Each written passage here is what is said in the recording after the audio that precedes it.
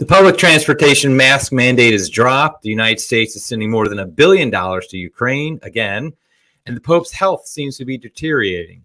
We'll cover that and more on today's Crisis Weekly Wrap-Up. Today is April 22nd, 2022, and I'm Eric Sammons. First, I just want to say happy Easter to everybody who's watching this right now. We're still in the Easter octave, and so I just want to wish everybody a happy Easter. And for anybody who's Orthodox watching it, I guess today is Good Friday, so happy Easter in a couple days to you. So the big news, I think, this week is the fact that they finally dropped the mask mandate. Well, I shouldn't say they dropped it. They were forced to drop it. The federal government was forced to drop it because a judge, I think she was 35 years old in Florida, a Trump appointee, declared that it was unconstitutional. It could not stay. And which was great because it really was just some unelected bureaucrats at the CDC deciding with no basis in fact or reality that people in airplanes and trains still had to wear masks, even though nobody else was, and COVID wasn't spreading because of that. So the truth is the mask mandate on the planes, that was never about health. The fact that they kept that for so long was just a way for the federal government, the people in power, to say, listen, people, we're still in power. You have to do what we say. Because that was the one place they could really implement this, because you can't cause a fuss on a plane. If you do, that's a federal crime. You're going in jail for a long time. They take it very seriously. So even though, as was obvious, once they stopped requiring masks, it was obvious everybody loved that because everybody's cheering and doing that. But nobody was willing to go against it. And I don't blame them, because essentially they just want to get from point A to point B. And if you have to wear a mask to do that, or else you get thrown into jail if you take your mask off, well, I think most people chose to just wear the mask, but nobody wanted to wear it. And it is kind of funny how there are people who I saw on Twitter, some people acting like, oh no, now all of a sudden there's going to be all these work shortages on planes because all the people working there won't want to work without masks there, which of course isn't going to happen. And I do think the one thing, this is another victory for freedom. It's another victory against the lies that the COVID regime has been saying for years. But I don't think we should rest right now. I do think that the COVID regime will come back. They will find ways to try to control us again. And so we just have to remember these things, and we really have to fight more strongly. Hopefully things like this decision make a base so in the future it's easier to overcome them, but we'll see. In other news, CNN Plus. Yes, I'm sure you probably have never heard of CNN Plus, because who has? But it's been canceled after less than a month. So CNN Plus was a paid streaming service that CNN made a huge deal out of. And actually, this is kind of related to our first story, because the only people who watch CNN are people who are stuck in airports where CNN is the only place that it shows. But basically, they decided to have this streaming service, paid streaming service, that would be, I think, even more opinionated than CNN itself. Less news, more opinion, have their different personalities talking even more there.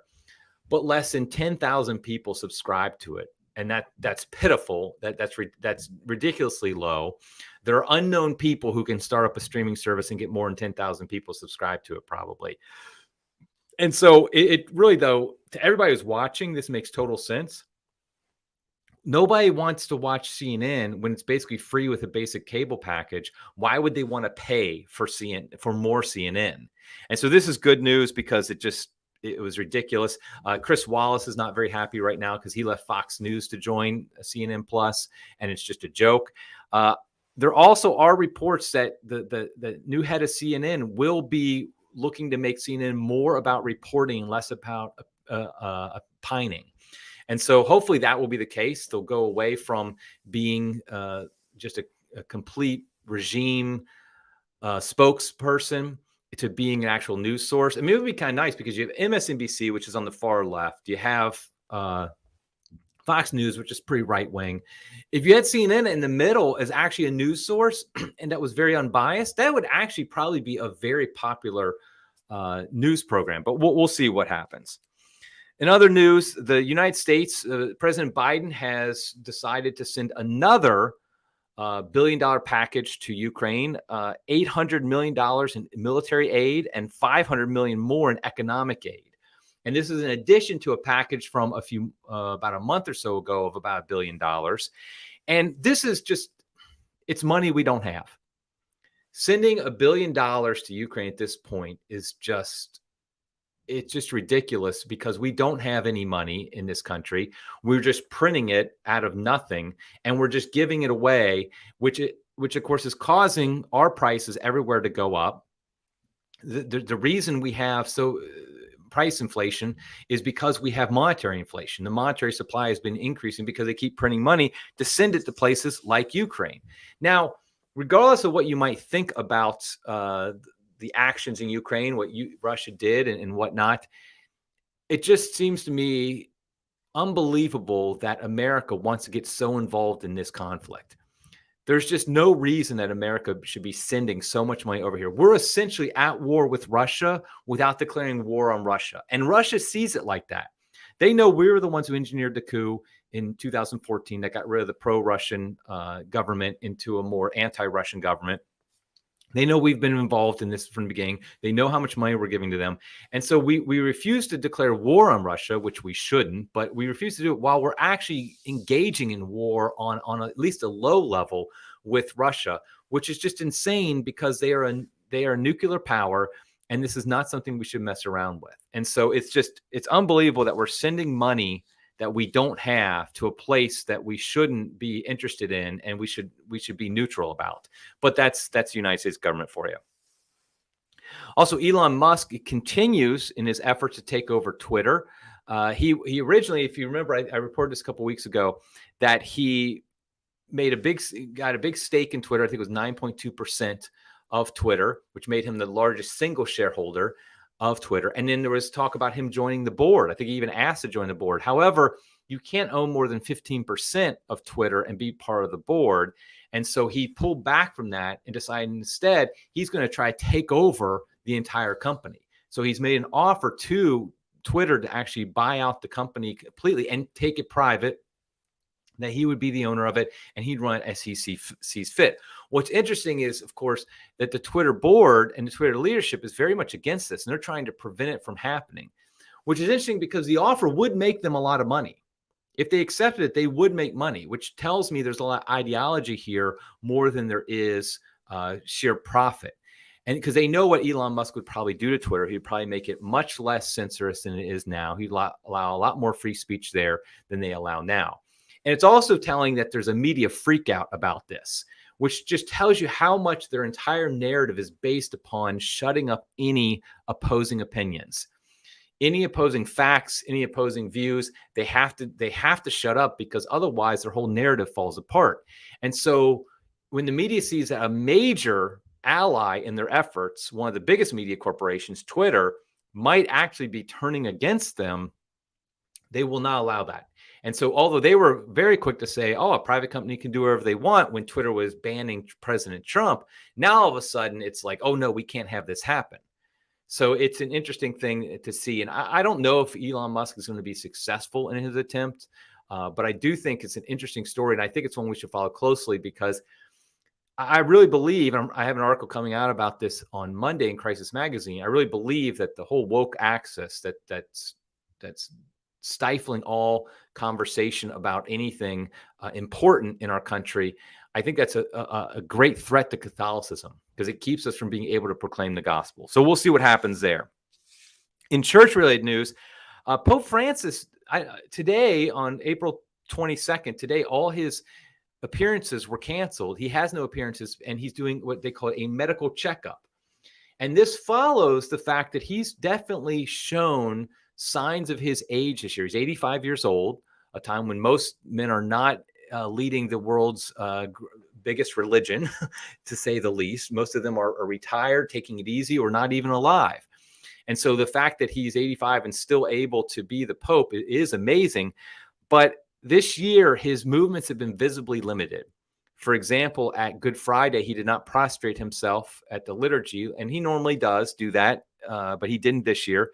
He wasn't a celebrant at the Easter Vigil Mass, which he usually is. He did give the homily and was there, but he didn't celebrate it. Also, I believe I read where at his address he gave on Easter morning, he sat down for part of it, and supposedly his knee is really bothering him a lot. Now, I will say the Vatican is historically notorious about downplaying any medical issues of the Pope. I mean, a Pope has to be dead for 3 weeks before they even declare that there might be a medical issue, it seems like. So I do think it's possible that the Pope is in much worse health than we're being told, because I think popes are often in much worse health than we're being told.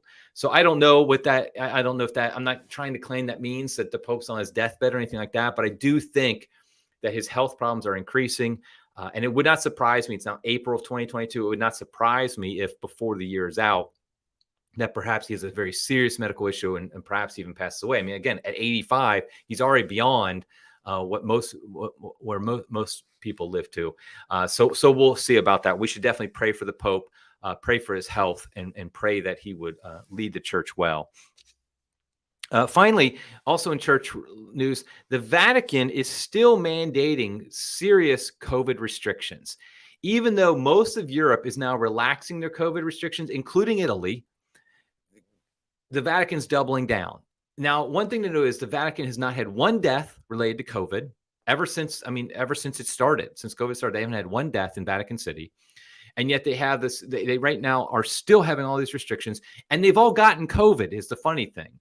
Because, like, for example, Cardinal Parolin, who's the man in charge of these decisions, he actually is triple vaxxed, but he got COVID himself just about a month or two ago, I think it was. And so these people are all pushing the vaccine, things like that. They're still getting COVID, but they're still pushing this.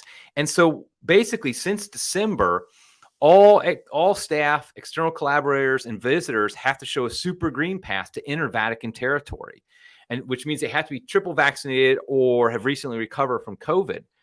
And if you're a worker there and you don't have this pass, it's an unjustified absence from work, and you can't get a religious exemption. That's the craziest part about it. You cannot get a religious exemption to this at the Vatican. They also still require mask in indoor spaces in the Vatican territory.